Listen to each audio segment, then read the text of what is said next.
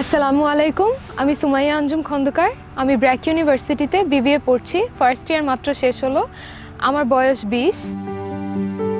আমি ফ্রি টাইমে বুকস পড়তে অনেক পছন্দ করি, ট্রাভেল করতে অনেক পছন্দ করি, আর মিউজিক শুনতে তো সবচেয়ে বেশি ভালো লাগে।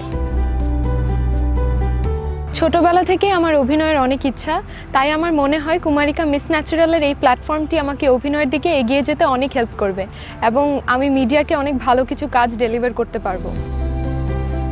আপনারা আমার জন্য সবাই অনেক অনেক অনেক দোয়া করবেন যাতে আমি এগিয়ে যেতে পারি এবং মিস ন্যাচারাল হতে পারি। Thank you.